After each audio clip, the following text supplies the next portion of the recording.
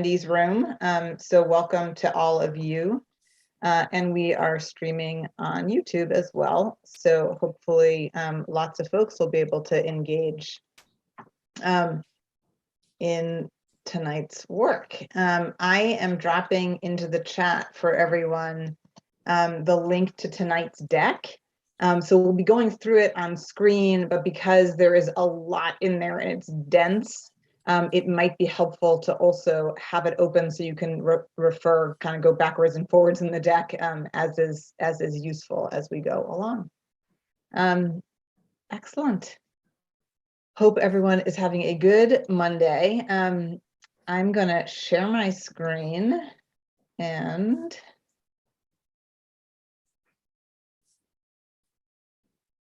get us going. Set up a little bit better here. Okay. So tonight, hold on, let me move my chat over. Okay. So tonight we are gonna do the bulk of what we're gonna focus on is the long-term funding mechanism. And I'll kind of remind everybody of where we stand on that. But I wanted to start with just a couple of updates. We're going to follow up a little bit on our last meeting, and then I think many of you are aware that there is an SEC DCC meeting later this week, so that will be an opportunity to do a little bit more reporting out with some of our kind of key interested stakeholders, some of whom are on the task force already, but there'll be lots of others, so that will be a good chance for us to continue to get the word out on our first round report and then what we're working on at this point. And then we'll just really dig after we do a little review of last meeting, we'll dig into the funding mechanism, both reminding ourselves of what we have already put out there in terms of the basics of what that long-term funding mechanism should look like, but then getting into a bunch of open questions before we close out. Okay.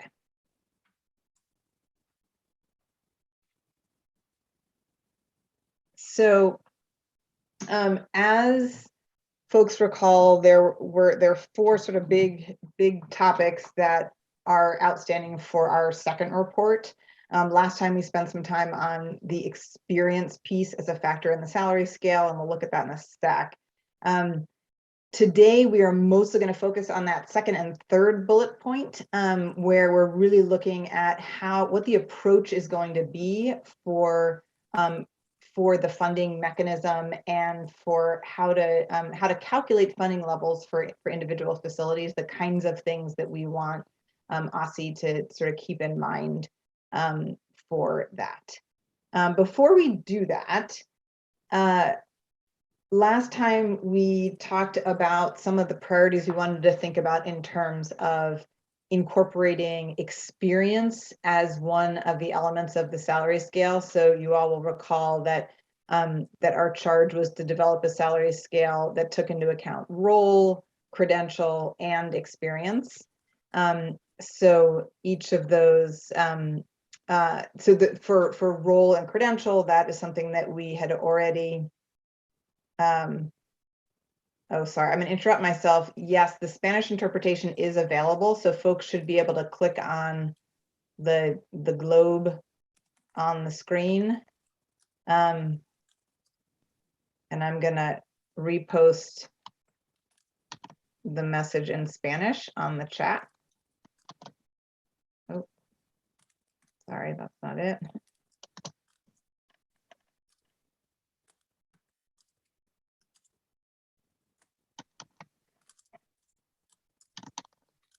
Oh, somehow I can't do it.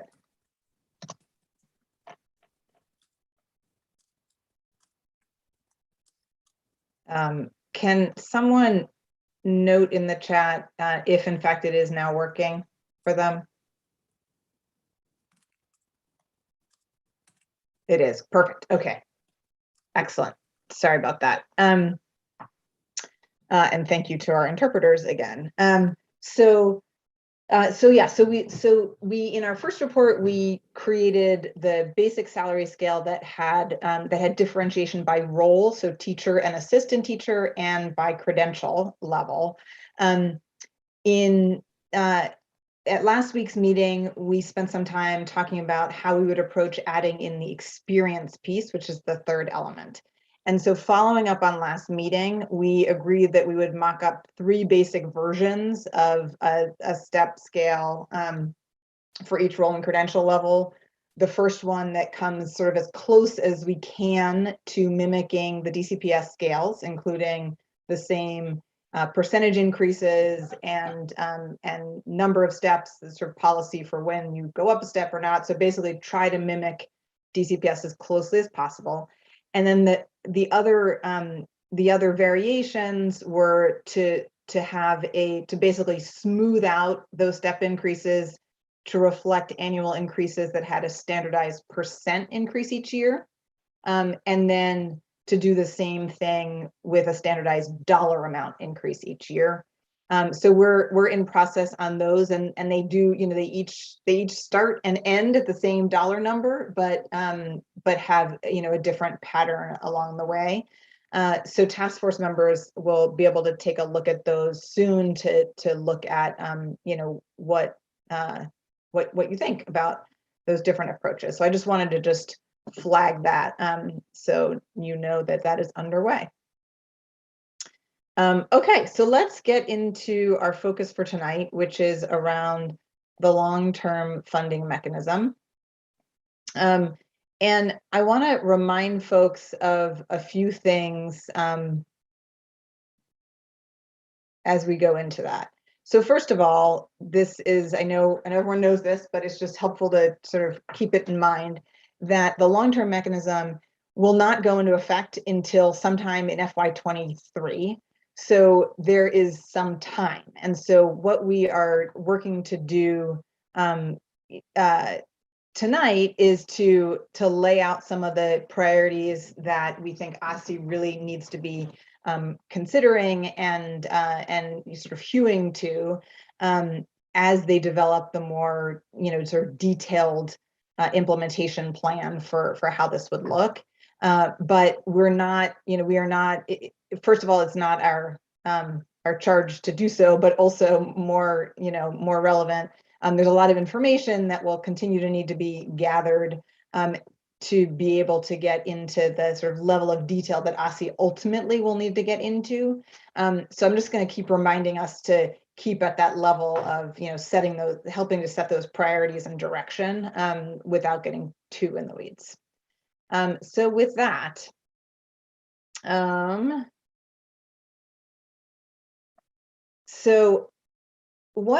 So the first thing we're going to look at here is what we have already said about the long-term mechanism. So this all pulls from our first report. So the basic idea is that child development facilities, which I refer in this deck to as CDFs in an effort to save a little bit of space, would choose to enter into an agreement with ECE to receive operating funds at regular intervals in exchange for meeting the requirements of the Pay Equity Fund, which is PEF throughout here.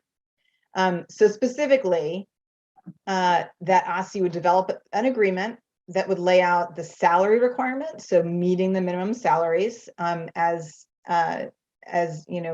adopted, and then any other requirements to be able to participate in the Pay Equity Fund. Individual facilities would opt in with extensive outreach. So again, these are all things we've already named in our first report. ECE would build a new funding distribution mechanism to issue those payments to facilities.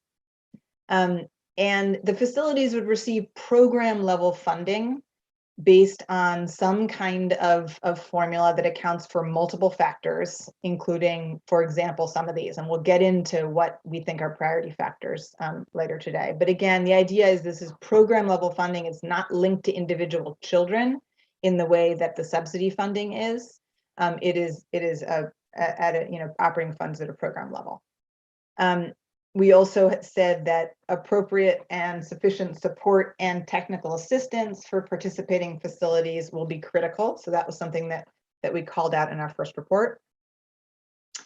And that given the current unknowns in terms of what the gap is between existing and target salaries, that budget planning, the central budget planning initially is likely to be imprecise and is going to require some adjustment. So part of what we're going to want to build into any system is a process for doing that adjusting. Obviously, the opportunity to collect data between now and when the long-term mechanism launches will hopefully help with that. So there'll be some, some ability to have more precise predictions, between now and then. ECE would monitor compliance and collect data both for the purpose of spending accountability, so making sure that that money is being spent as expected and that people are meeting the salary requirements, and also to collect data to inform the impact assessment of the pay equity fund. So is this in fact doing what we hope it will do, and what are some of the effects as a result of it?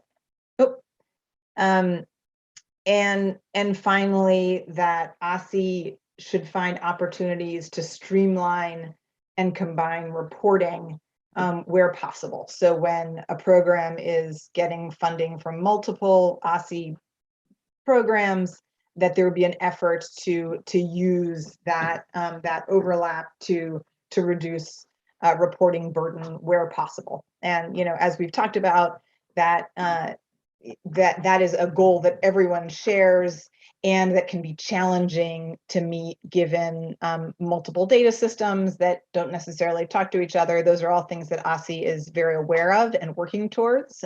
So this is clearly everyone's shared aspiration, but knowing that it may also take some time to do all of that streamlining to the degree that we would all like. All right, so that's what we've already said. So the question is, within that overall framework of what we've already said as a task force, what else do we want to recommend in terms of the approach to the long-term mechanism? So what we have here is 4 general categories that certainly overlap and interact with each other. So I don't want us to get too hung up on what goes in what category, but here are the things that we're going to look at this evening. The first is what factors should be considered in determining a funding level. So how to approach, how should each facility's funding level be determined, taking into account the priorities we've named of predictability and clarity and equity. So what might be some things that ECE should prioritize there. The second is what requirements on the part of child development facilities should there be? So beyond meeting the required pay scale, which has been sort of the foundational piece of all of this, what else should be required of a child development facility in order to participate in the pay equity fund? Data requirements and supporting data systems. So what data should ECE gather for its various purposes, but also very importantly, what existing or planned systems, data systems, can be leveraged to streamline that data collection, given our priority around that. And then accountability and oversight. So what monitoring is necessary to ensure that providers are meeting commitments and to assess program impact. So those are the big areas we're going to look at. And there are a couple of other things that we'll touch on that are sort of outside of those. So starting with this first one, factors in determining funding level.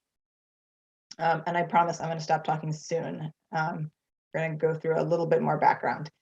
So the first thing on that front, in terms of the factors around funding levels, is, and you'll see throughout this document, there are links to the what's it called? Childcare compensation backgrounder that we've been looking at throughout, but that has a lot of this information that you'll see tonight.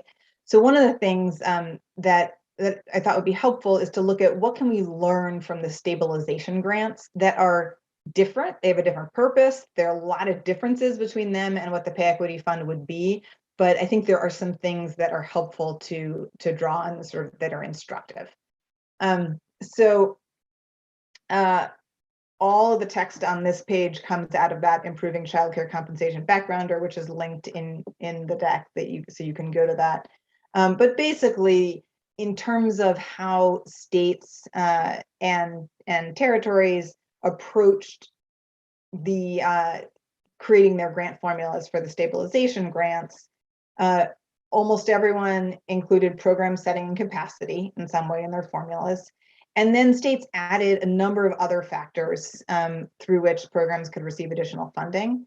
And I want to just highlight this point which is obvious, but I think is helpful for us to keep in mind, that the factors that a jurisdiction includes in its formula signal to an extent the priorities, right? So what are you trying to achieve, and what are you trying to avoid or protect against, and how do you use that to create your approach to the formula. So you see on here a number of common elements that for these particular grants that states used, including some kind of quality metrics, the equity, which played out in different ways for different states, but in a number of cases, people use this social vulnerability index that's described here.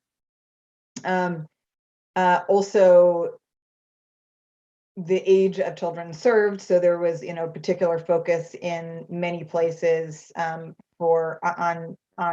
facilities that are serving infants and toddlers to make sure that capacity is supported. Non-traditional hours was another place that was called out, and then also subsidy providers. So this is not specific to DC. This is nationally the different kinds of factors that people had incorporated into their formulas. DC through ECE established, and many of you all are very familiar with this, but established a formula that took into account these two basic parts: a base amount. And so you see here the elements that were part of that, so including the license capacity by age group tier, and using the cost estimation model, and then an equity adjustment is the other part of it. And DC is one of the jurisdictions that use that social vulnerability index as an indicator of community need. So I want to be clear that this note at the bottom of the screen here, that we're not suggesting that the delivery mechanism that's been used for the stabilization grants is the one for Pay Equity Fund. We actually, our initial recommendations, have a different approach. But what we're looking at here is, lessons learned in terms of how the grants are calculated for each facility. So these are some things that are already, people have had some experience with already, and certainly our providers in the group here, are aware of some of that in terms of the work you've been doing with ECE. So here's where I'm going to stop talking. So given all of that, how should we be thinking about the different kinds of factors? What do we think is important to include? And so what you see here is an initial list that is based on what has come up in some of our conversations, some specific suggestions that came up in the December roundtable from other stakeholders, people who raised a number of these things, and then things that come out of the sort of lit review of what other people are doing. So this is not a comprehensive list, and this is not necessarily the right list. It is just it is something for us to start reacting to. So I would love to open it up now to those reactions. Which of these factors to you make sense to include, given what our goals are here? What is on here that you think shouldn't be on here, that you think it would be problematic to include? And what's missing? What's not on here that should be? So I'm going to stop there and open it up to everyone. And I'm going to drop the link to this deck one more time in the chat so that people can go back and forth through these slides if it is helpful.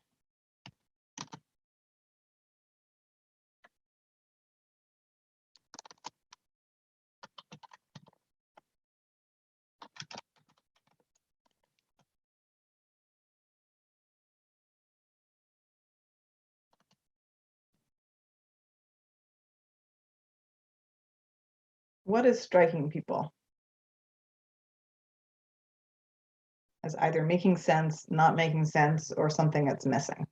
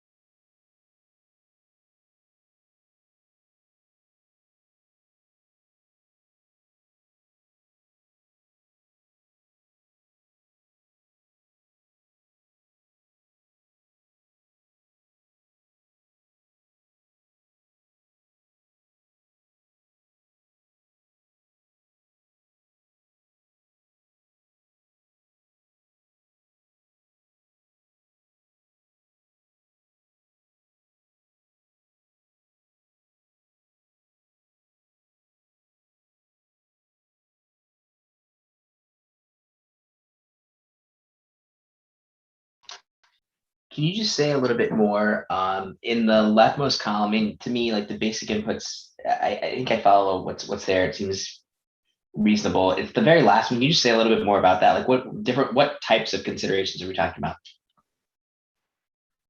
That's a great question, Rolrick, and I will just expand on the question, but I definitely don't have an answer. I think the question is, given the different economies of scale between child development homes, expanded homes, and centers, given the different sort of business models, are there things that are there considerations that should be different in terms of building the formula in order to ensure that it meets its intended purpose and is equitable? So I don't know what all those might look like, but that's where the question comes from.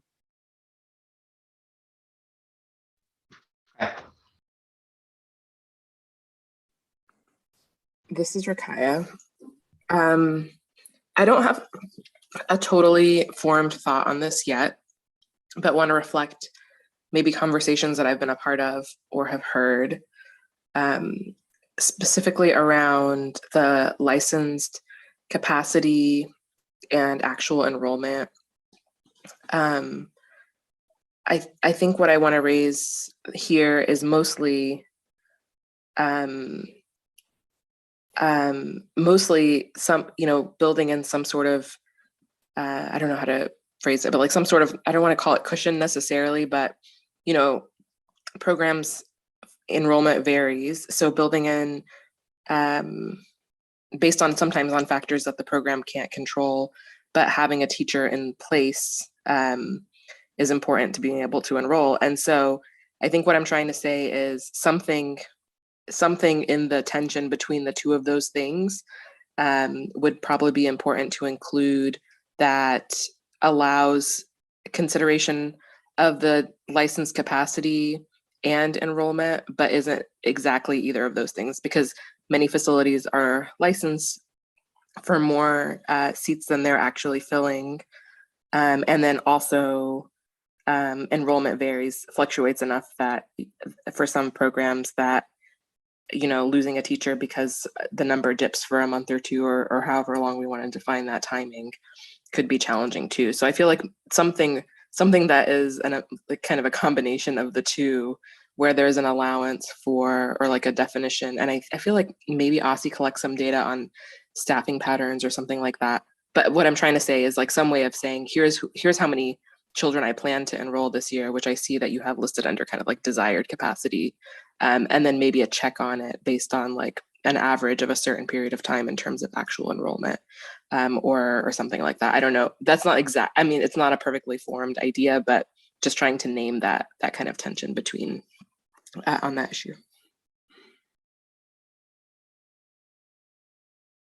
Yeah, thanks, Rakaya. And I will also add to that, I think there's some element of that that gets that well, I think this overlaps this point around allowing some margin above the child teacher ratio. So in other words, having, which I think your word cushion is not a bad word. I mean, because things do fluctuate and because, you know, the stability of the staff makes sense. You know, you may be in situations where someone isn't exactly at ratio, which is okay.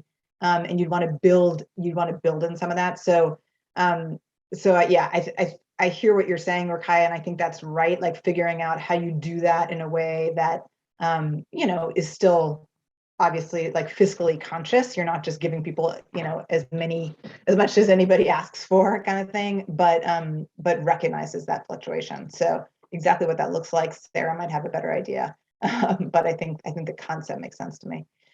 Also, I'm gonna Anne and then Sally, but before I do that, Kelly, I see that you're in the attendees room. So I think if you accept the invitation to promote to panelist, I think it will move you over. And Raleigh, I just tried to do that. I don't know if it doesn't work if you're the only one that can do it. Yeah, okay. I'm trying to do that. There she is. Hey, welcome, Kelly. It's magic. All right, Anne and then Sally. I was just going to add about, you know, with the desired capacity being maybe moved down to CDFI targeted enrollment versus actual enrollment in the same way that we do for public schools, especially charter schools, and in the way that they're funded, and how that could tie then with your teachers and your staffing, and then how those are considered for the different types of in-home or expanded or centers, and was going to ask if this would reset on an annual basis, or if the laws change, like if ECE changed the regulations for how many children or teacher ratios were to be in place, would there be an opportunity on an annual, semi-annual, or some way for our program that we're recommending to be flexible with if the regulations and requirements for ratios change? Can I respond to that, Abby? I'm not sure, Anne, if this is exactly the question that you are asking, but we actually have a system that is in place now and we'll be launching with child development facilities.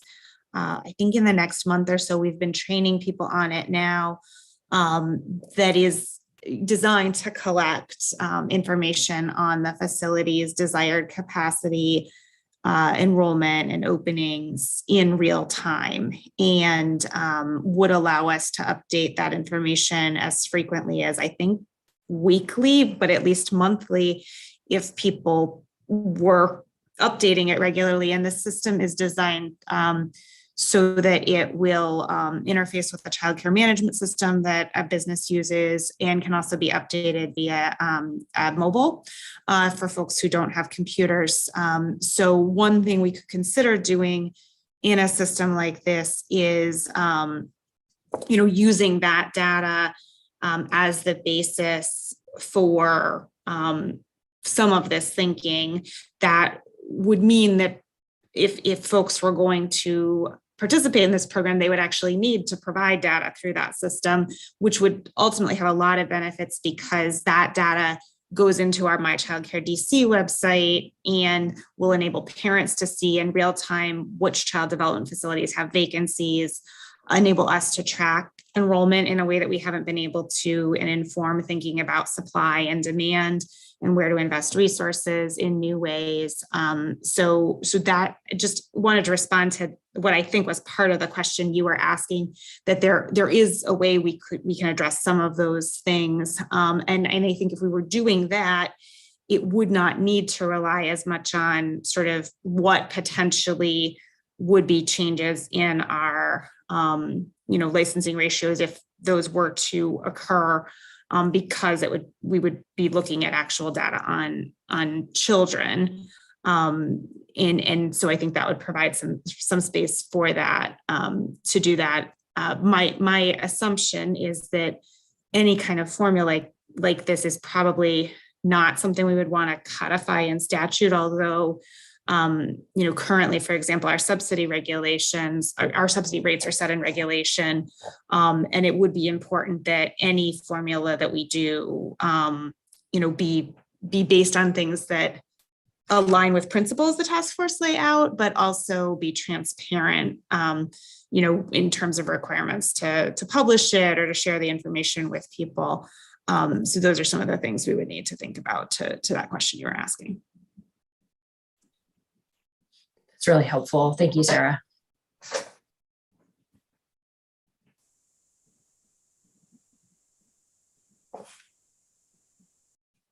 Sorry, I jumped ahead of, I think, Sally, but I wanted to give some information I thought might be helpful for Anne's question.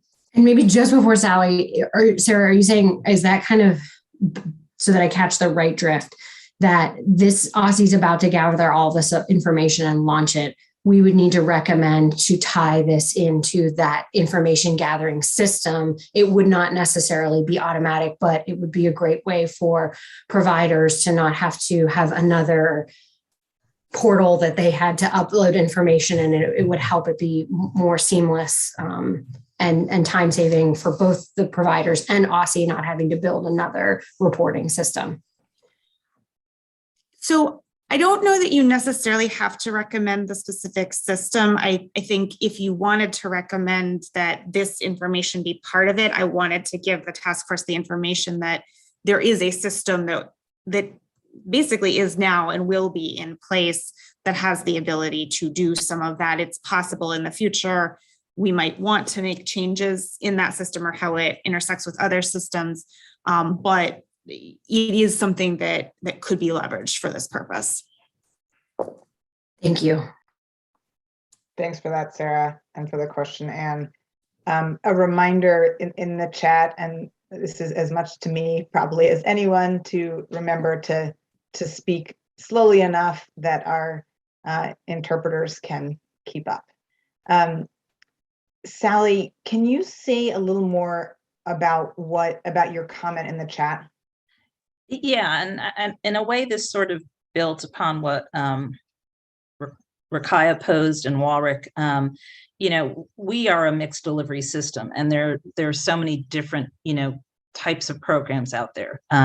So, for instance, my program pre-COVID offered backup emergency care, and so we were always overstaffed because we had to be prepared if somebody, needed to come in for whatever reason, that we had the sufficient staffing. And so I think that, also speaks to like the different considerations for CDA, for child development homes, expanded homes, and other programs that, many have non-traditional hours. Many might offer different services to accommodate different, family situations, even programs that perhaps support, emergency responders. They don't have traditional schedules. They might be 2 days on, 2 days off. So, there are going to be days where you're overstaffed. So I think just, having that consideration about, what is actual enrollment versus, what you're licensed for and what is appropriate educator and child ratios, that there are going to be potentially some programs out there that are going to be on paper appear to be overstaffed, but that is to support their programs that they offer. And Sally, just sorry, as a quick, is it fair to say though that like in those instances, at any one moment in time, they may appear to be overstaffed, but like you should be able to see, if you looked at it over an extended period of time, you would see like the sort of the upticks in the staffing, right? Where you or not staffing, sorry, in the capacity, right? The number of children that are being cared for at over time. I assume that would be the case, right? Ish. Ish, yeah, that is more of an ish, especially if you talk about things like backup care, because they're not, right. you know, they have to be registered, but they're not enrolled in the traditional sense of, you know, they're Right. paying a tuition and they're coming every day. Yes, you know, they have to complete paperwork, keep all of their stuff up to date. There is attendance kept on, you know, those children, but it you know, it's not going to be a clear, it wouldn't be like a traditional program where you could see from day to day what the actual attendance is. So I think just, you know, kind of keeping that as a part of this, because, you know, there are a number of child development homes and smaller programs that do offer kind of these non-traditional things. So I think we have to just be mindful of that and not just go for us, you know, a one size fits all, because that doesn't work for what we do. Okay, thanks. That's very helpful. Sorry to jump in. I know I jumped in front of somebody. Apologies. No, that's super helpful. I mean, I feel like each of these comments underscore this sort of principle around, you know, some flexibility in or some leeway flexibility in how you determine the dollar amounts that obviously, you know, it adds complication, and given all of the money in the world, it wouldn't matter because you just give everybody however much they think they need.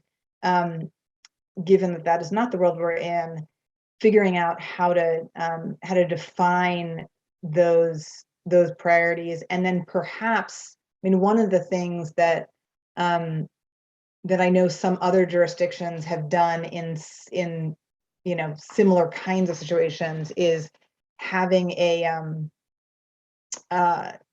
like an appeal process, basically, where if your particular situation is such that that the, you know, the sort of all of these factors don't end up resulting in something that you know, actually covers the cost, and you can sort of point to and explain why, because there are particular circumstances that could be a part of the process. Obviously, you would want to build something where that was in the, you know, that was very rare, because you can't have a situation where every single person is negotiating every single, you know, payment. But that's another way to just sort of build in a little bit of a you know, steam valve.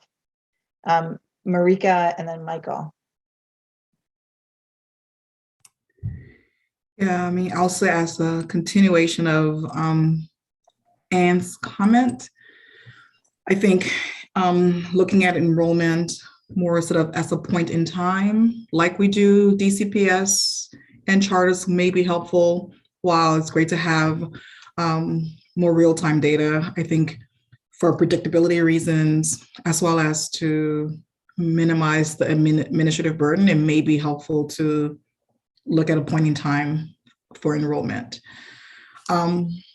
As far as the relevant educator-child ratios, is ECE going to determine that, or will each program have the autonomy for establishing their own? I imagine that there are some benefits of sort of establishing a formula that includes that type of ratio, as well as I can see the benefits of also leaving it open for the programs to make that determination on their own. And not suggesting either option is valid, but I just want to talk a little bit more about who then gets to approve the relevant educator-child ratios beyond the licensing requirements. I think the licensing requirements is a minimum, and for multiple reasons, programs go beyond about the minimum as far as child ratios. And the existing revenue sources, I don't yet see the relevance, but it may come up later in the conversation. Thanks, Marika.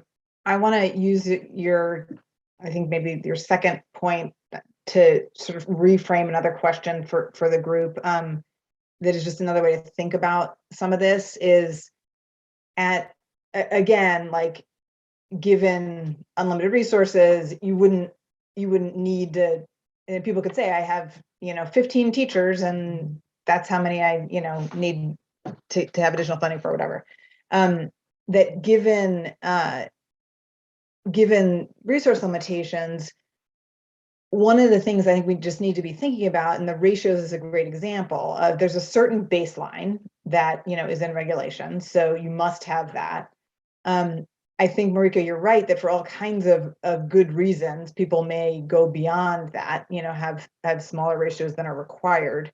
And you would need some kind of mechanism to have like a kind of reasonableness, kind of test on that from a fiscal standpoint, where, obviously if someone said, well, I'm going to have one child per adult for every one of my infants and toddlers, like, that's going to break the bank. Now, obviously no one's doing that, but at what point does program discretion, become problematic just from a fiscal stewardship perspective? So that's sort of the tension that I'll sort of throw back out, because I think it's a good question of, like, who gets to decide what those ratios should be, and then who helps foot the bill for the staffing if the ratios are smaller than what's required. I'm sorry, I don't know if it was like. No, go for it. Marika, why don't you respond to that, since that. Yeah, I think in some ways that sort of then makes the case for a base plus model, where a base ratio is determined using some formula, and then for programs that have a particular specialized reason, perhaps because of equity, that have a lower ratio, they can then sort of justify that, so that you're not asking all programs to calculate, when frankly it's only maybe, I don't know, 10-20% of the programs that would need to have a more flexibility, as well as if a program has a lower ratio, they're still incurring additional expenses. So do you know what I'm saying? It's one of those things where I don't know many programs that will actually incur more. It doesn't add up then, right? Because you're incurring more staff expenses to get the whatever funding you will receive from this fund. Yeah. To your point, the incentives are more aligned. Yeah. That makes sense. So I'm curious, as people just listen to this conversation, and Michael, will go to you in a second, whether there are other factors in that, like equity or whatever is on top of that base level, that are not on here, that might fall into some of the examples that Marika and others have shared, that would just be good to account for. Michael.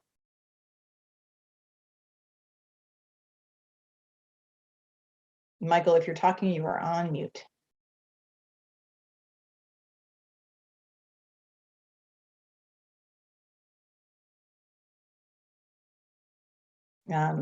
Michael, we cannot hear you. I'm going to go to Sally, and we will come back to you if you can figure out your mic issue. Yeah, so I think there are a number of different situations where ratios above what's established by licensing, because if we're honest, licensing really is kind of the base of what's considered safe and acceptable. But if you're talking about quality, someone, Donna Mason, mentioned in the comments about, increasing credentials, which means oftentimes you have to, flip your schedules around to allow staff to go to school to get these increased credentials. A number of programs will have extra staff on, as a part of their staffing to support staff absences. So they're not having to use a substitute system, which then that helps support quality of a program because you have consistency with the educators. You know, it might not be an assistant teacher who's assigned to a particular classroom, but they are a part of this program. They know the families, they know the children. You know what types of training that educator has had, and they become a part of your program. So I think, that there are, potentially going to be situations where, folks are going to appear, as I mentioned, overstaffed, but again, that, and I know we're talking about limited finances, but we're also talking about improving quality outcomes for children. And so, how do we kind of balance all of that in this discussion?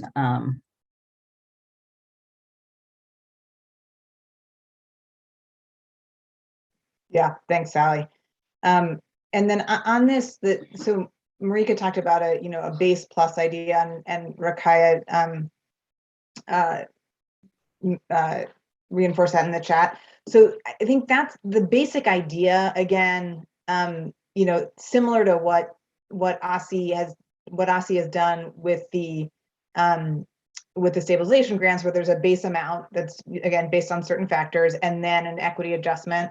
The idea here could be very similar to that conceptually. So there's a certain, base amount, and then what are the other factors that might cause, you to add additional funds. I saw an example in the chat. Donna in the chat noted around children with special needs, for example, which might demand particular ratio differences, and that's very quantifiable, and and could even be potentially built in. So there, and Sally's given some other examples of that kind of thing. But I would love to hear what those categories might be, so we can name them where possible. Marla, and then Sarah.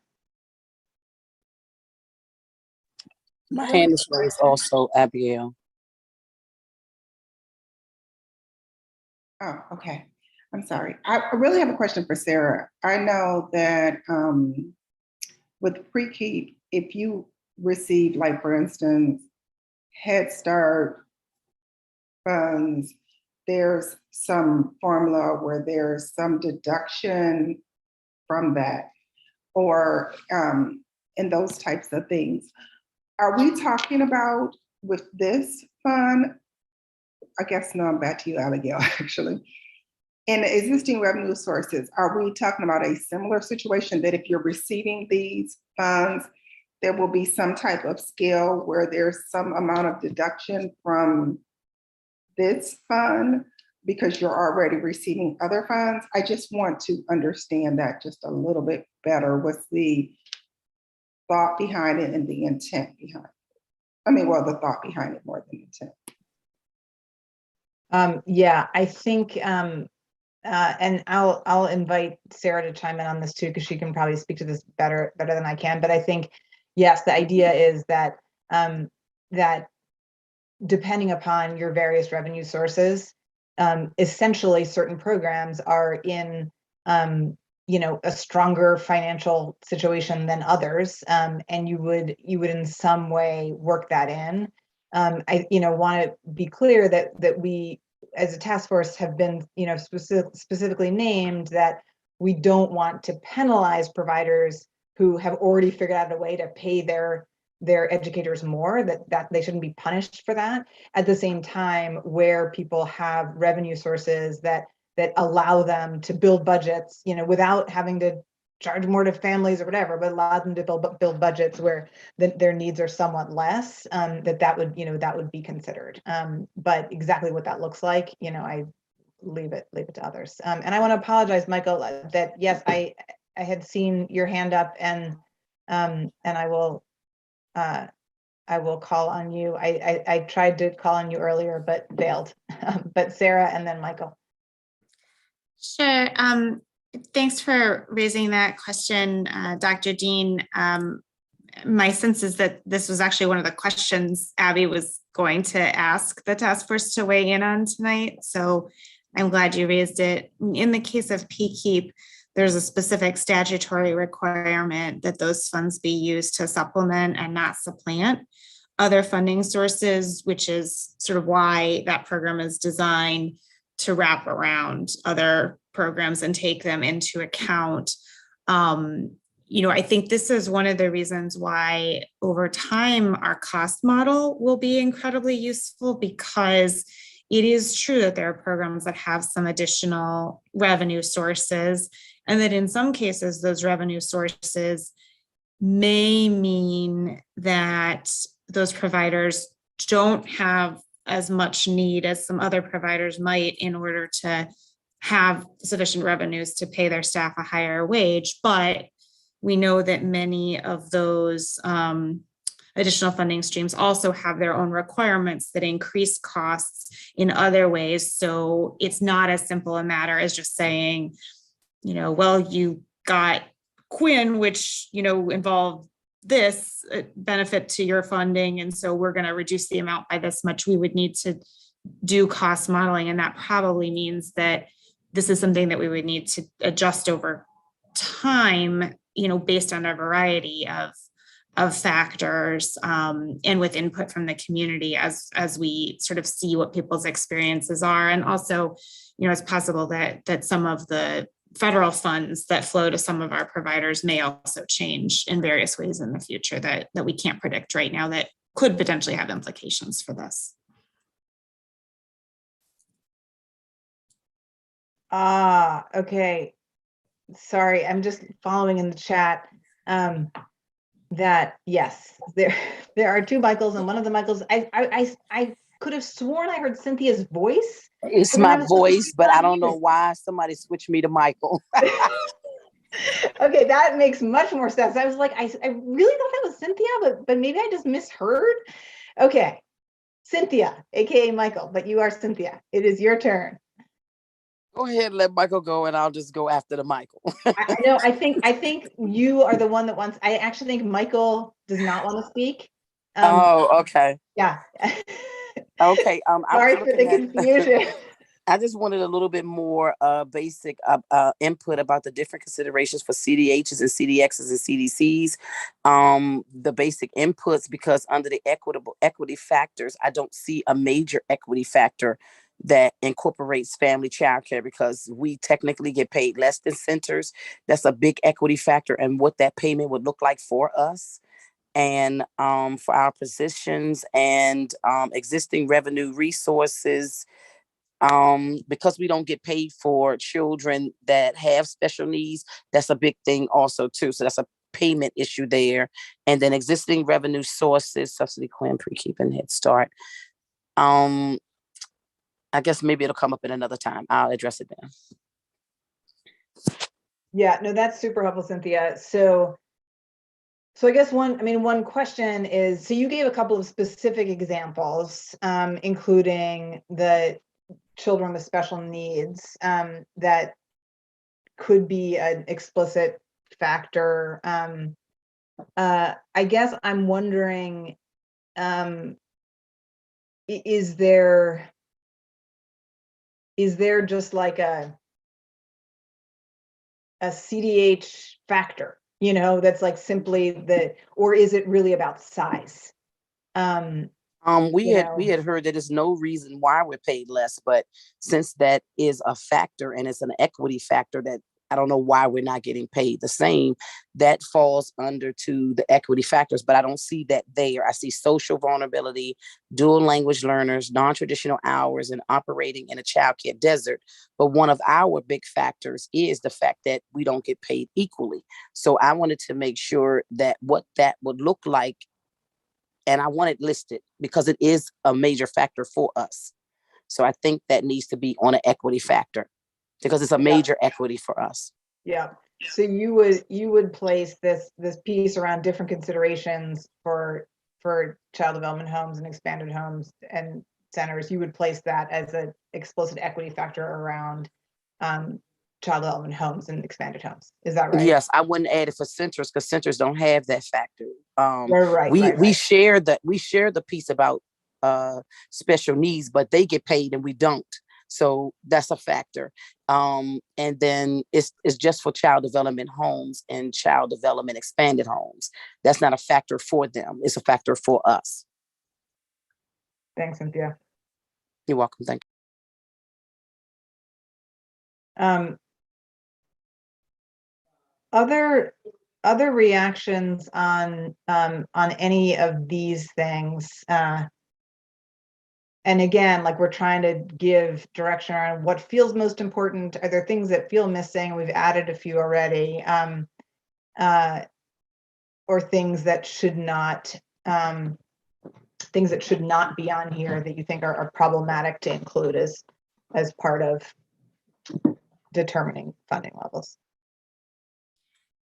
Hey, Abby, I just want to note that, first of all, I very much appreciate all the points that Cynthia made. I know we've had conversations about some of those points before, and it's important to continue to really think carefully about how this program works for both child development homes and centers, and also for expanded homes who have their own completely different set of dynamics in some cases. The other thing I wanted to note, though, is that this program is very important for achieving some goals around increasing compensation for the early childhood workforce and some the value that we know the workforce has. But there are other challenges in the early childhood system that will probably need additional strategies to address, and we should probably not try to solve too many problems with this. I know there are a variety of things that we probably need to be looking at in terms of how we can better serve children with special needs, for example, as well as strategies for encouraging the supply of non-traditional care. And so those are things we should take into account in designing this program, but we should realize that this program probably can't fully solve some of those challenges, and make sure that I will make sure that where some of those points are coming up, we register them from this conversation, then bring them back into other conversations, including the conversation about updating our licensing regulations, as well as broader conversations about how to improve services and access to care for children with disabilities and their families. This is Cynthia. I understand that, and I'm not trying to cut you off or anything like that, but the problem with the factor and the reason why I need to be addressed is because if I'm already a family child care lead teacher in my program and I'm getting this money coming to me as a teacher and also as a business owner, extra funds is coming to me as a business owner, the money is going to go back out because I'm paid little. So it's like I'm still in the same spot that I'm in. Yes, my teachers are getting affordable, but can I really afford my teachers if my salary has not gone up to enough to be able to afford them? That's what I'm saying. So that piece that's there is mainly to make me to be an operational business and not continue to make me struggle to hire staff. Staff has this degrees and they require that that payment that goes along with it. So if I can't afford them, then family child care is still less than, no matter which way we decide to pay teachers. We can pay them whatever we want, but if we don't have the funds to incur them, we're gonna still have low ratios and we're gonna still be smaller. I want to hire more teachers. I can have up to 12 children. At a certain point, I want more teachers and I want qualified teachers. I don't want to have to get somebody with a CDA, not just a CDA, but someone with a diploma. And then I have to go through the whole process of training them and go through all this for them to leave and then go to a center. I want to be able to acquire top staff to support my high quality program. Absolutely. And I think, so again, as always, Cynthia, think your voice on behalf of child development homes is powerful and important, and part of what we're trying to figure out in thinking about this program is how do we ensure that all of the different models that we have in our delivery system, where we have multiple models, that is how our childcare system works, and that we want all of them to be able to benefit from this and to recognize the value of educators in terms of their compensation, but also to do it in a way that that allows the individual, whether it's homes or centers, to thrive. So figuring out how to account for that, and whether there's just a factor that is around around the different models of homes versus centers. That's, that is one element that to the degree that small sizes means smaller economies, that you don't have economies of scale, and that could apply, potentially even to some small centers to a different degree. But thinking about, the way that we account for that, I think is going to be really, really important. I'm gonna, if no one else has any specific things on this particular slide, this was sort of I know there's a ton, but this is the biggie, but there's several other topics in terms of thinking about this mechanism that I wanted to go through. So if you want to come back to this, shout, but this at least gives us a start. So these are the sort of three other big categories that I wanted to open up for response. So we talked about, how you might determine what the funding level is. These other three are what requirements would we want to put on the child development facilities. So what would they be expected to do in order to participate? What are the data requirements and supporting data systems? So some of this we already talked about, but wanted to see if there are reactions to the specifics on here. And then thinking about accountability and oversight. So again, let me give folks a minute to just read through these examples and then share back what on here makes sense to you. What do you think is missing? What do you think should not be on here?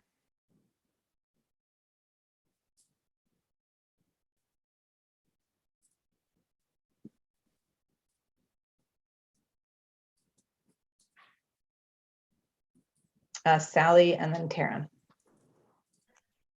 Yeah, I guess I had a question / concern about the annual observation for the evaluation purposes. And I see it says, no requirements participate in capital quality. But I think, I guess I guess I understand the purpose of it, but I do know that there is great concern about the reliability of the observations that currently happen now under capital quality through class and ITERs and FICRs. So I guess I just would like a huge kind of asterisk against that one of, what does this mean and how would this affect a program? And, what would these, observations and scores do?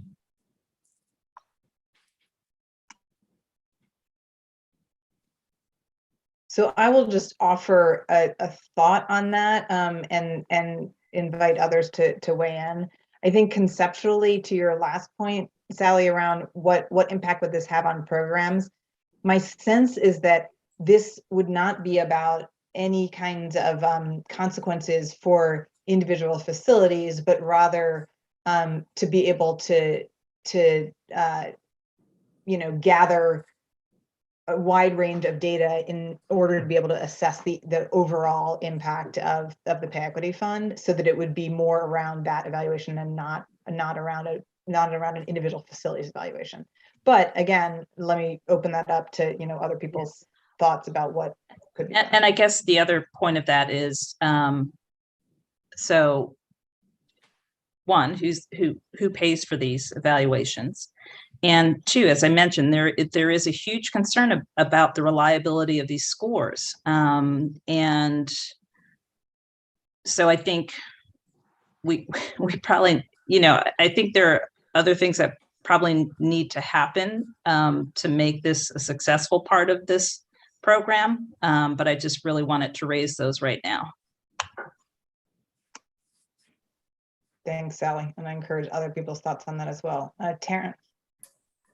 Sure. Relatedly, I wonder if it would help just conceptualizing the observation to move it to data and supporting data systems. I mean, it's because it's not as you framed it, it's not really an accountability and oversight, it's an evaluation. And that makes it the less, if there's nothing attached to it, I feel like that's a less high stakes. And I'm wondering too, if it has to be so specific. I mean, I understand people want predictability and what they're committing to, but observations for evaluation purposes or something like that. Or I would also add staff turnover reports, maybe annual staff turnover. That's very easy to objectively measure and report without an observation, and that will be really useful information. The other couple more things about data, the payroll reports, I don't know if that would get at educators' credentials or experience, which I think we need to know for accountability and oversight, because it's attached to wages. And then the leverage my childcare DC capacity, I assume that the enrollment, vacancies, and tuition relate to children, like vacancies in children. I was thinking, well, vacancies in the workforce too.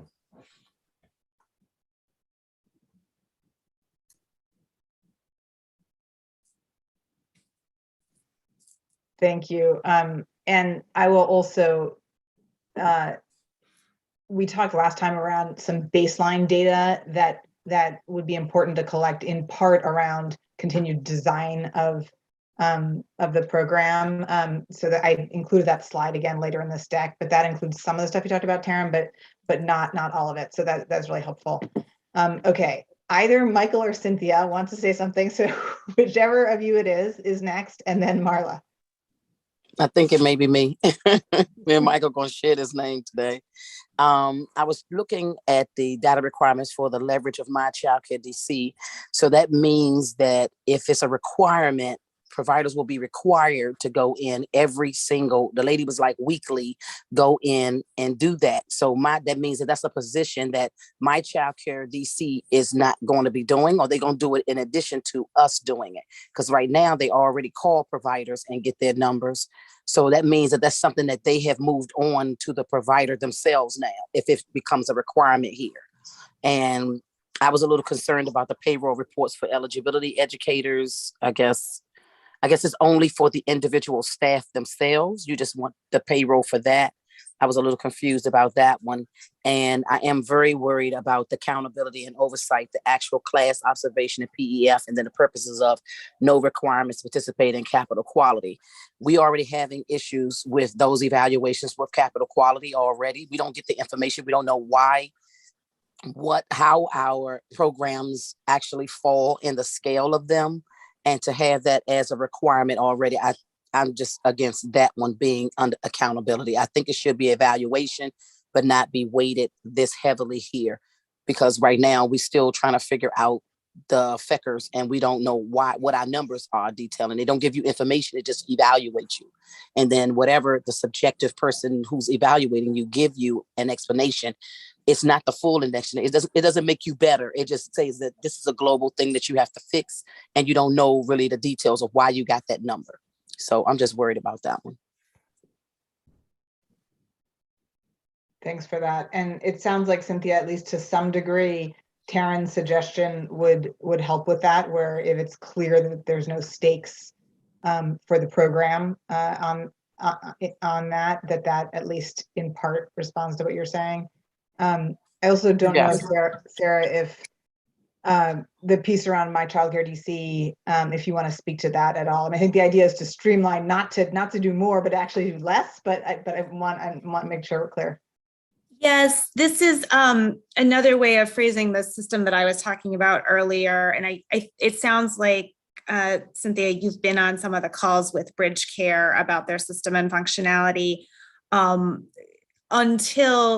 Basically up until now, DC Childcare Connections, which is our childcare resource and referral agency, has called providers every week to ask about their vacancies and availability. Over time, the goal is to transition to this system, which can automate all of that collection and provide more information and share it in real time with the public.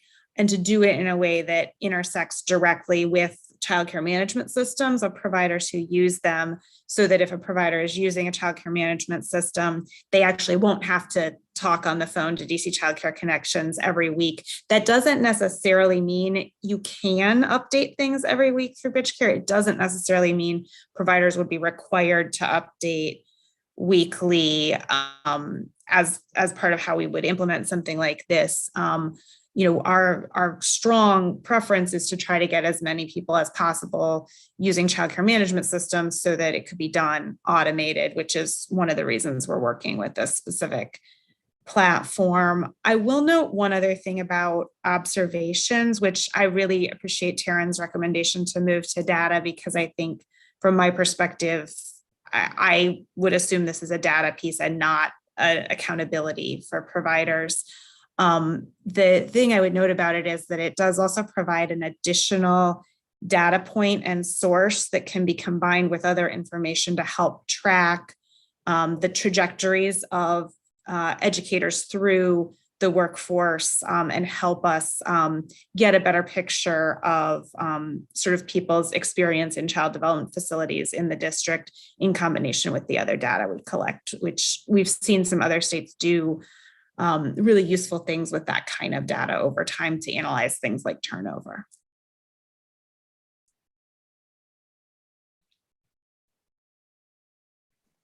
Thanks, Sarah. Marla and then Marika.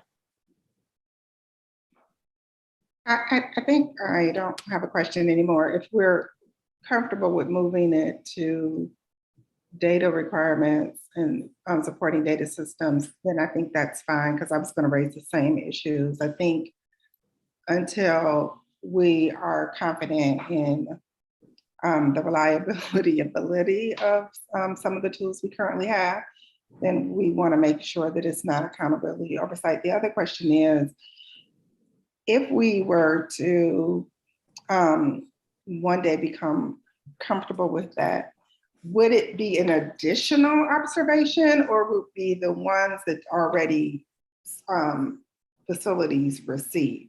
So would you need another one, or are we going to be working towards streamlining as much as possible so that as many things can serve as many purposes as possible and it's not overly burdensome?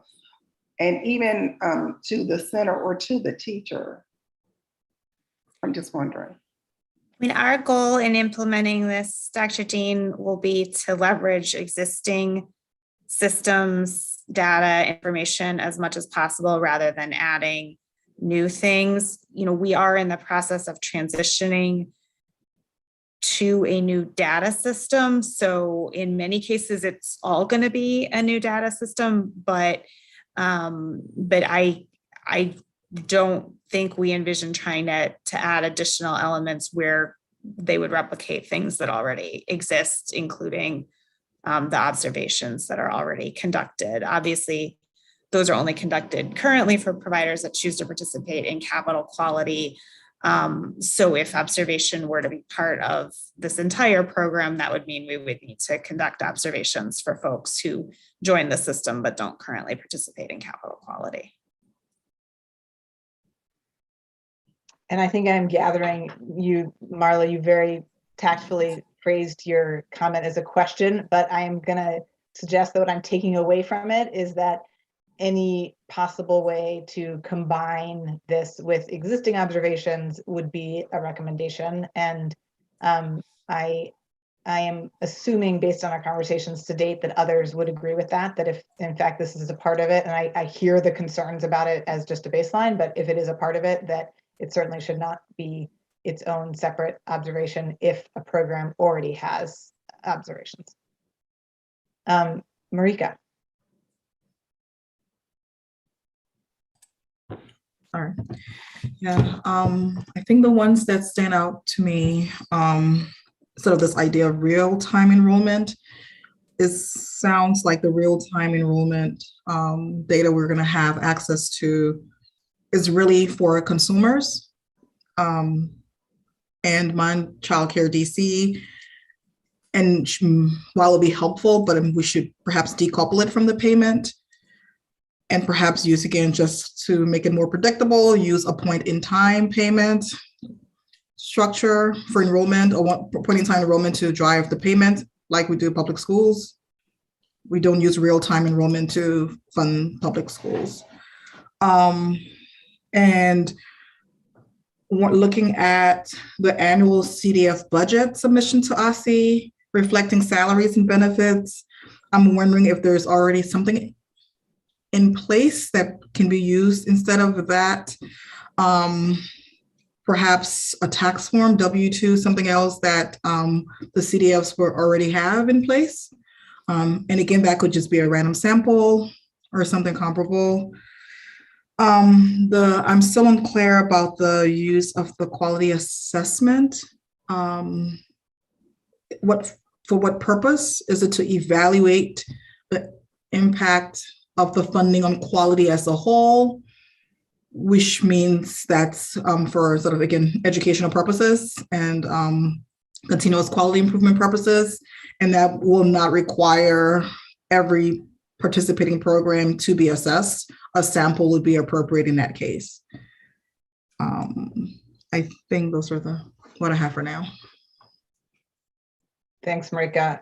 Would love to hear any reactions to those points that Marika made. So in terms of budget submissions, is there an existing document or report or whatever that could be leveraged, so there's not duplication of efforts? Hear your point around the point in time enrollment. So I do think that's I guess I would add a little twist of a question on that. If we look at how we fund public schools in DC, there are actually two different models for that in terms of DCPS and charters that might be instructive. And in the charters case, there's a reconciliation around that enrollment with your last quarter payment. So if you fall short of that enrollment, or if you have a higher enrollment than you initially had, it's reconciled. So that would be a question there. And then this idea about sampling in terms of the observation, again, would love to hear if people have thoughts on that, given the purpose of it, whether a sampling would serve the purpose. Sarah. I would just note that I don't think we are proposing to do the kind of enrollment audit process that is done for public schools with early childhood programs. That is a very intensive process that has a lot of steps in it and does take a lot of time and capacity. And it would be much more burdensome for childcare providers to participate in something like that enrollment audit than the kinds of sort of enrollment data tracking that we're working to put in place right now. That's a different question than, how exactly we determine what input to use for funding. But I do want to flag that would be a significant increase in burden for child development facilities to do something like that. Yeah, everyone who's been involved in Count Day, October 5th, everybody, right? So I think that the point still stands in terms of the difference between real-time enrollment and a sort of, I mean, there's still a point in time notion that I think you could apply, but without doing the kind of count approach that our public schools do. Sally, and then Marika, I don't know if your hand's up again or if that was an old hand. Yeah, I was going to type it in, but I think then something hybrid would work. I guess the main idea of that is that you're not using daily enrollment to determine payment. So no, yeah. I don't think anybody intends to do that. Yeah, I mean, that's one of the issues that people have raised with the childcare subsidy program that we would like to avoid with this program. Yeah. Yeah, all right. So that's helpful clarification, Marika. So yeah, I think there's general agreement that something like daily enrollment is a unnecessary and a burden that we certainly would not want to put on. So it's figuring out what that combination of desired enrollment,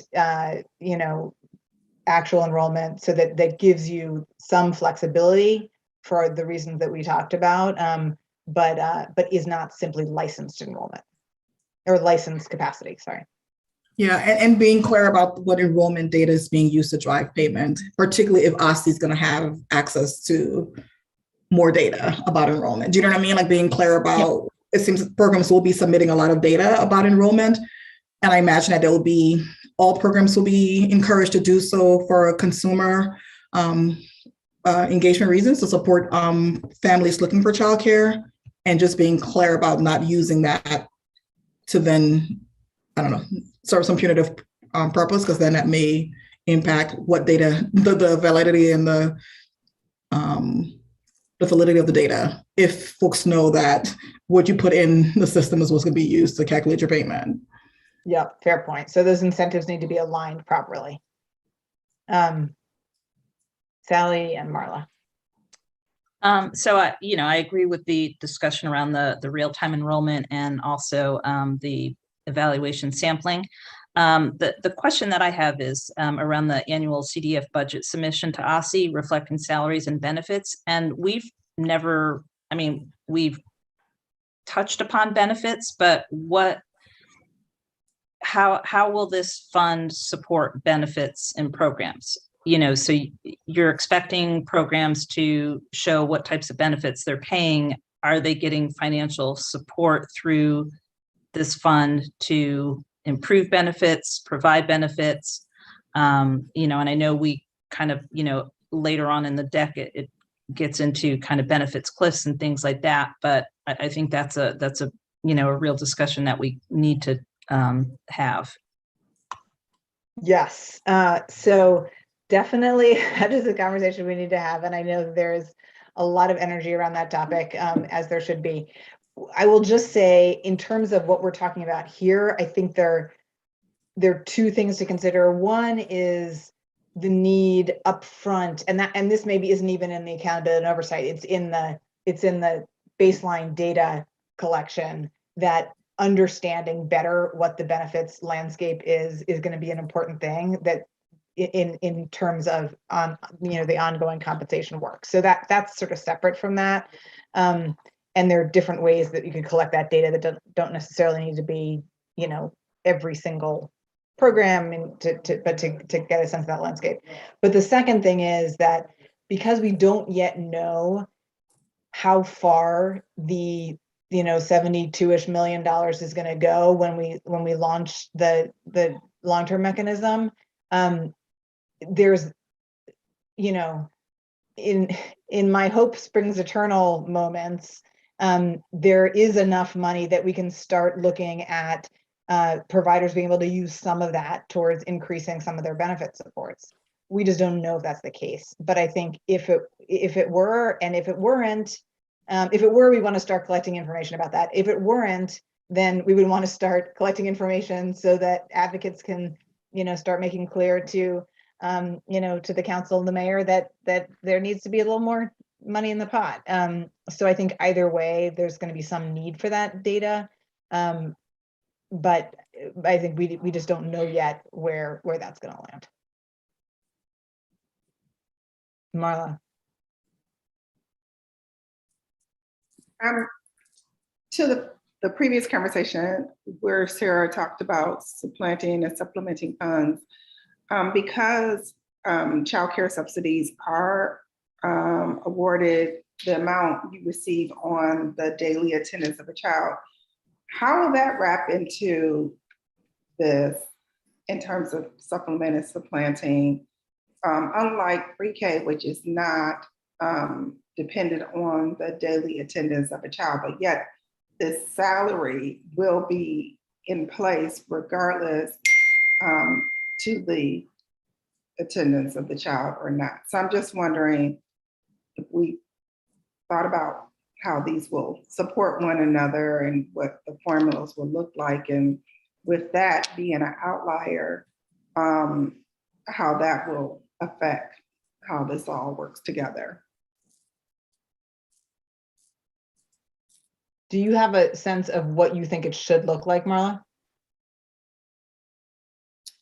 Yeah, but I don't think it's going to happen. I think I would love for childcare subsidies to get rid of the daily attendance. I just don't think it supports quality, consistency, or any of those types of things. So I don't know. I guess I'm going to defer to Sarah, so she deals with this on a daily basis, how she might think through it. But I think it's a real potential major fluctuation that could destabilize programs if we don't think about it.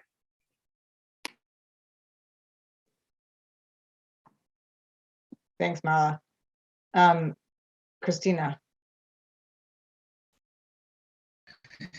Wow, this is very complex. And I'm going to go back a little bit to the evaluation component, the accountability component, because I know for a fact that capital quality does have some sort of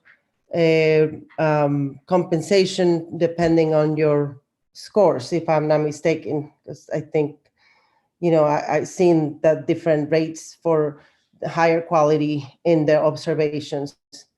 But, and I have a lot of questions, but, if this capital quality, it's not going to be part of the accountability for this funding, are we saying that there is going to be something else on top of that? If you're part of capital quality, you're going to have two different systems for evaluation. I don't know if there is questions for that, but obviously then it becomes very complex of what type of accountability, because different programs are into different categories. So I don't know if we have. Yeah, I'm not that sure. answer. I'm not sure if I totally understand your question. I think, let me take a crack at what so for one thing, to the point that someone made earlier, to the extent that observations would be a part of this program, one, they would not have consequences in terms of accountability. So to Taryn's point, we'd move it up into the data piece. So it's more about collecting data. So that's one. It wouldn't have implications in the way that capital quality has quality implications. And then secondly, that to the extent that there were observations that if a program was already participating in capital quality and therefore was getting observations, it would be the same observation. It would not be two separate ones. So I think that addresses part of what you're saying, but I may not have gotten it all. Yeah, I mean, I just want to know if we, if there will be duplication, and if you're in capital quality, you will have to do what capital quality requires, and then whatever accountability system is in place for this funding. That was just my concern and question. And yeah, so I think there it's just a question of, to the extent that there's additional information that this program would want to collect. So for example, Taryn named teacher turnover as something that we'd want to collect, which, given the goals of the Pay Equity Fund, makes a lot of sense that might be a data point that we'd want to collect that might not be gathered through another program. And so there might be new pieces of information that are specific to this program. To the extent that it is the same piece of information, there's clear guidance from this group that you would ask for it one time if humanly possible, rather than ask for it multiple times. thank you.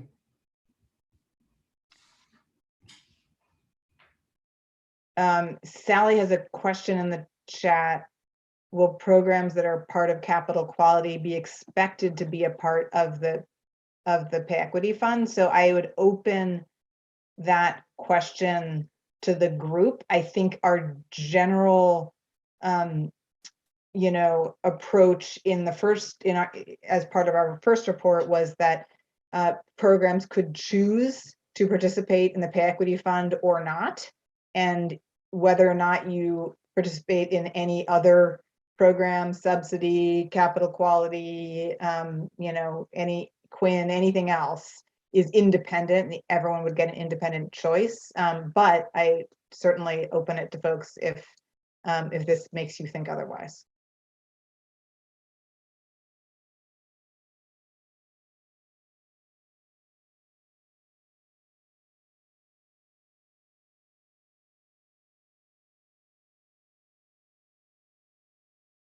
And I see a question in the chat as well around capital quality. I want to just be super clear about this because I think it's really important that there is right now there's no proposal on anything in here that that there would be that programs would lose, that a facility that was participating in the pay equity fund would lose that funding because of some kind of quality measure.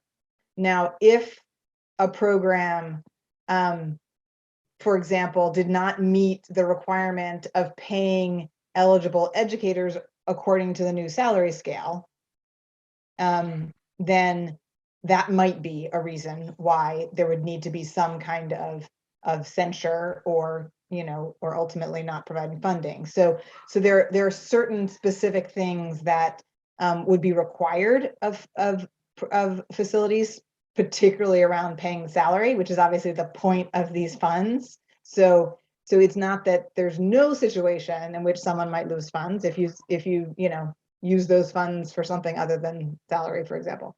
But I just want to be clear that no one is suggesting that there, that you might be a part of the pay equity fund and then because of quality observations that money would be pulled.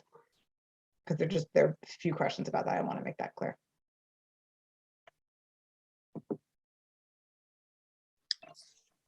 Marika, and then I'm guessing it's Cynthia again. Yes, sorry. I'm gonna start calling you Michael, Cynthia. Oh, Marika. Please don't. My right. parents will be disappointed. Sorry, there was an error. Okay. All right, Cynthia, your turn. That's what I was just going on what you were saying about someone being disqualified based on not being able to pay. That's my worry for family child care. That if we have the inability to pay, will we be kicked out because of that one thing there? That was one of my main concerns right there. Is you brought it up perfectly. So I think, that is a critical question. And I'll tell you where my head is on it, and I would love other people to weigh in. My view is that the goal of this program, of this pay equity fund, is to increase educator salaries and to increase them at an agreed upon level that meets a new salary scale. If it is basically not possible for a particular facility to participate and meet that, then the program needs to adjust what it's doing, because you can't have a situation where we say anyone who wants to participate in the pay equity fund can, you have to meet the salaries, and then some program literally cannot do it. It's not feasible from a basic business model. So that's why I think that the questions that you raised, Cynthia, about how to factor in the specific circumstances of child development homes is going to be really important. Now, exactly what that calculation looks like, I think, is going to be tricky to predict and may take some adjustment. But I think that this group has been very clear that we do not want this fund to only be accessible to child development centers, that we're very clear that it is independent of setting. And so if someone has the credential level and is in a particular role in a child development home, they should also have access to that salary level, but it needs to be designed in a way that is feasible for the child development home. Does that respond to your question? And other people can disagree with what I said, because this is one task force member's view. I'm not, so if there are other ways that people are thinking about it, I would invite people to share.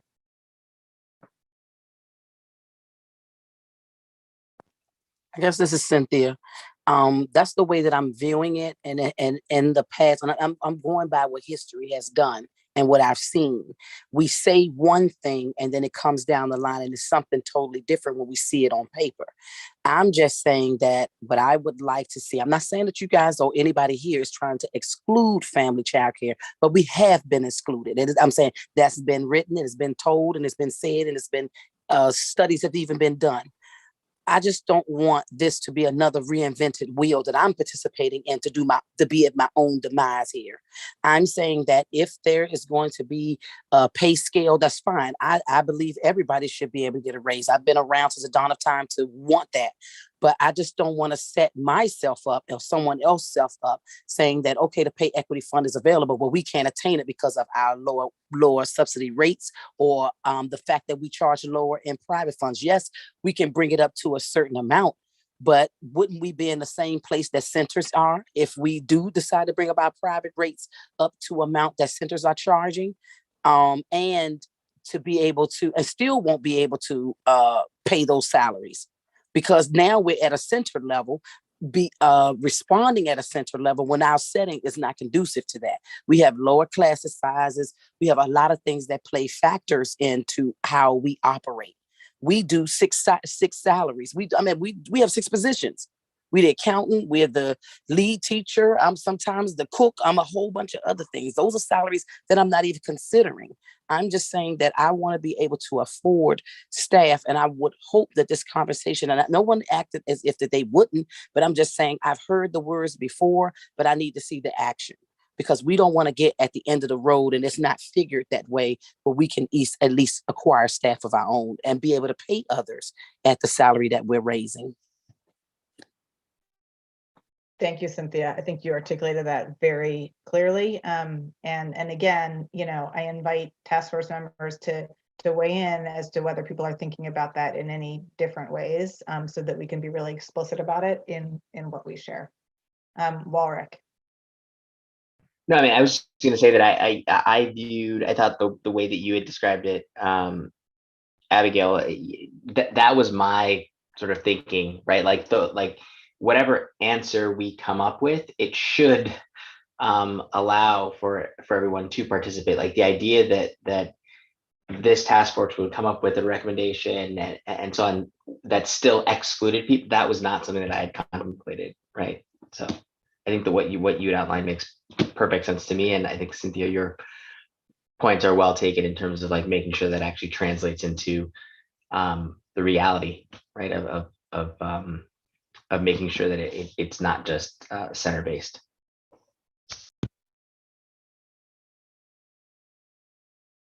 And I think, thank you, Walrick. I think one thing that we need to acknowledge is that these various factors we're talking about, including the factor of the different model of child development homes, but other factors too, mean that the essentially the unit cost is different in different programs. And so when we look at how then dollars are allocated, that is going to be reflected in some ways, that those equity factors will have an impact on, that's the idea, right? Is that they will differentiate the program dollars, which changes to some degree the unit cost. And I think that is that's an equity approach that I think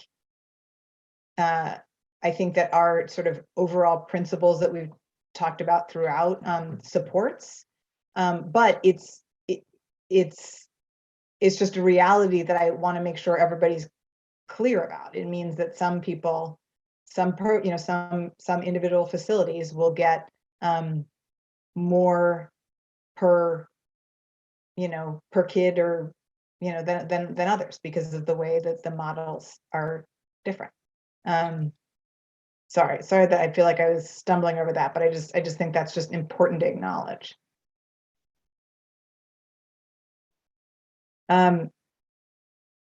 All right, so I feel like we've gotten a bunch of really useful feedback on this that will allow us to basically, sort of edit, annotate what's on here.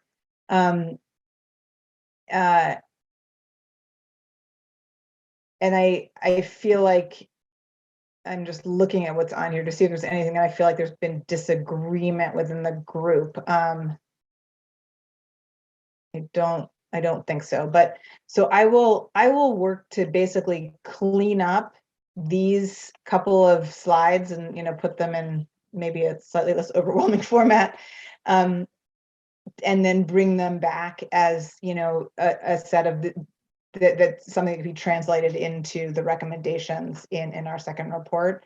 I want to acknowledge that while there I think is general support for, if there are observations, moving them clearly into the data piece and being very explicit that there's not an accountability piece on that, which I think everyone agrees with that. I want to acknowledge there's also some significant perspectives of folks that the observations themselves have been problematic for some in the existing form that ECE has had, and so that there's some I think ongoing conversations that presumably would need to happen on that front. So I wanted to just acknowledge that explicitly as well. That ECE would need to continue to talk with folks about. If you have other thoughts on any of these that just percolate in the coming days, please shoot me an email so that I can make sure they are reflected as well. I want to just highlight a couple of other things that have come up in our conversations to date that I want to just, again, invite any more specific guidance on. So the first is the concept of advancing payment given tight margins for many facilities and cash flow challenges in some circumstances. There's been a common call for upfront funding in some way rather than reimbursement. That can obviously look a bunch of different ways, but something like, this example where, the first payment, whether it's a monthly payment, a bi-monthly, a quarterly, whatever it is, but that there be, that come upon signing an agreement before any costs are incurred. And then, that might require some reconciliation in a final payment, but that would allow programs that that don't have a cash runway to be able to participate effectively. So that's one, and I want to get any feedback on, does that sound, does that sound right? And is there more that needs to be articulated? And then the second is just the need for strong technical assistance up front, particularly around capacity building for facilities that may need support in how to think about their budget accordingly with this new funding. Making sure people are comfortable with payroll systems that will allow for good reporting, and whatever else. So want to just open to comments on either of these additional priorities that we've named. Marla.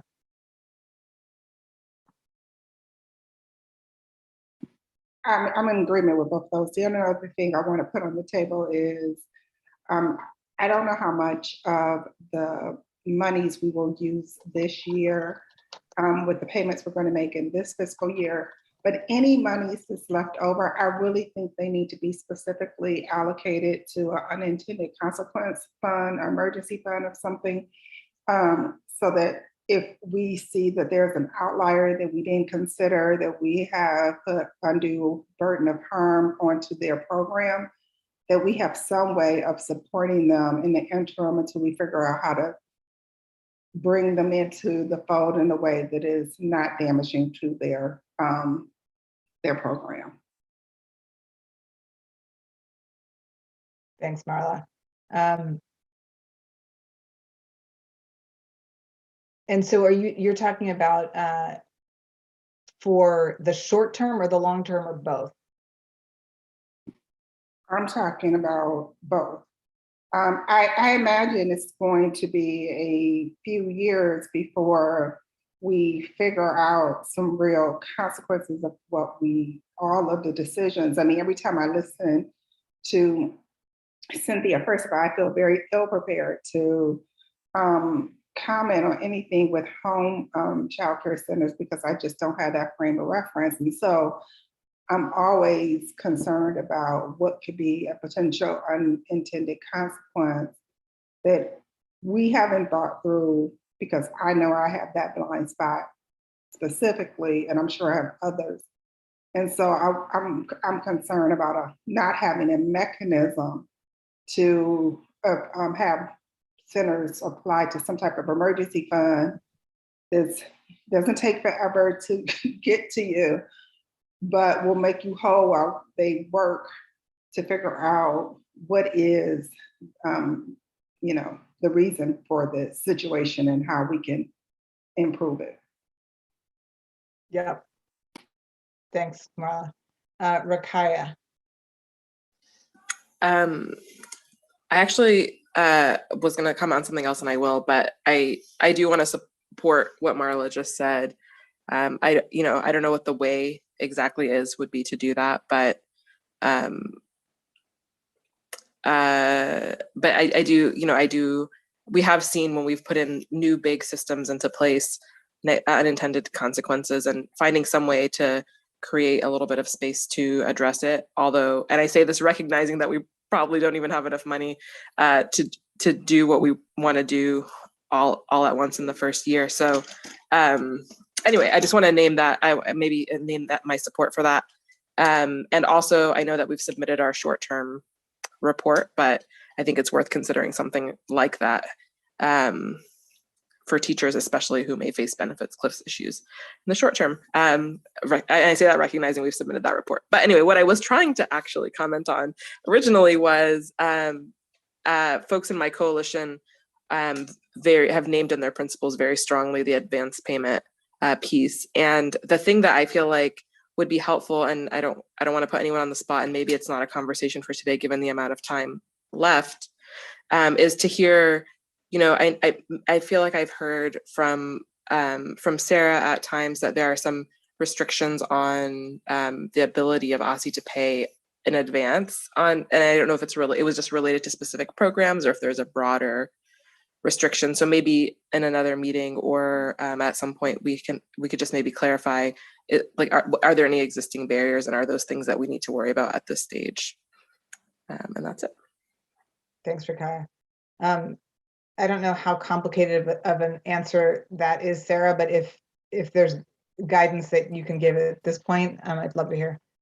I will give the uncomplicated part of the answer, which is that all of OSSI's grant programs currently operate on a reimbursement basis. And subsidy payments are also based on payment retrospectively for the services provided in the month previously. There are a variety of operational, legal, and budgetary considerations that affect the way OSSI is able to distribute money, which have varying degrees of complexity. So we can do some work on our end to try to understand where the different kinds of barriers are and which of them are things that may be feasible to address and which may not be.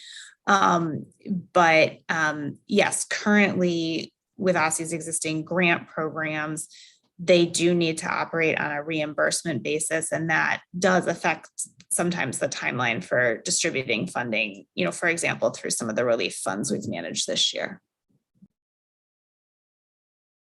Thanks, Sarah. So, and thank you for that question, Rakaya. So it sounds like that's something that needs to have a little more attention. And again, I don't know whether the public schools process is something that could be leveraged, but there is advance payment,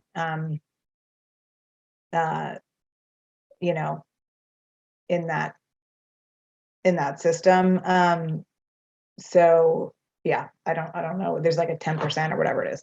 So I don't know. It's a totally different system, so it may not be helpful, but let's do some follow up on that. And I feel like, was there one other person who had their hand raised? Maybe not. It was me. It was Oh, me. yeah. And I mean, I'm just want to, agree with what have been said. And I think that for the smaller businesses, without the advance payment, it would be almost, in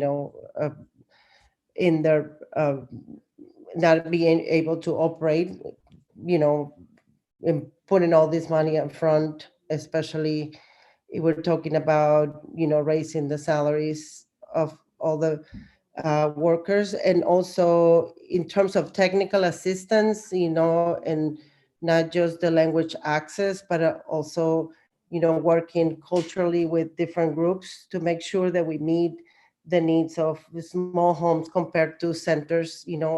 I think the technical assistance needed by the different models that we have for the different centers is different. So I know it might be very complex to come up with a plan that provide those technical assistance in a way that is equitable, because we do talk about equity, and also in terms of in the long term, it's we just determined that we will use all the mechanisms that are already in place, or there is a plan to use, as we originally stated, that part of the fund will be probably for an independent company to then distribute the funds in a way that it's different than what it has been done, that is not aligned with what we have recommended.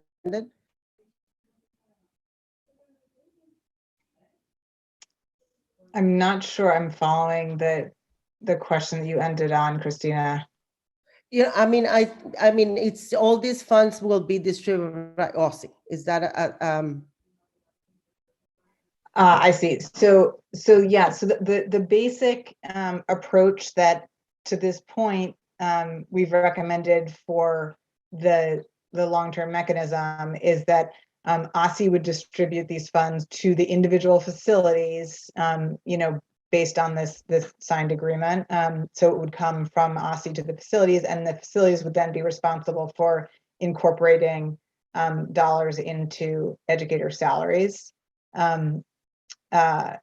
So yeah, so that's the basic approach. And again, that's where I think support and capacity building in terms of of budgeting and payroll systems, just to ensure that that kind of infrastructure is solid across facilities that that currently may not have strong infrastructure there. But appreciate your comments on, Christina, on both the language access and also just the attention to to cultural accessibility. So that's something that I think we've been really clear on, and we should continue to emphasize in any technical assistance needs to consider that as well. Okay, so that was a lot. Please do chime in again, as there's so much kind of thrown at you here as you have other thoughts on this. And I just want to acknowledge that I know that these decks are just incredibly dense, and that you're getting them 2 hours before the meeting, if that. So I apologize for that. I know it's not ideal, and I will certainly work to do better. But obviously with the pace of our meetings, it's just a little bit challenging get this stuff all turned around. So just want to acknowledge that for folks. And to that point, we have a meeting next week. So we will continue on all of this, and we'll circle back with both what came out of this meeting, what came out of last meeting, to review where we landed. And we have continued conversations coming up on the benefits related stuff. I want to also on that front just hat tip to Marika, who pointed out that the most recent cash assistance program that the mayor has announced and that Martha's Table is going to be administering is another great example of an effort that is going to come up against benefits cliffs issues. And so I've got some time scheduled, and a couple of you all have agreed to join a conversation with the folks at Martha's Table to just find out what they're thinking about it, and maybe there might be some ability to sort of join forces with DC government's efforts on some of this, so that we can maybe ride the the coattails of some of these other programs in figuring out that issue. All right. Thank you all so much for your attention and focus again tonight. Really appreciate people's comments, and we'll see you in a week, or maybe not a week. I can't remember what day it is next week, but sometime next week.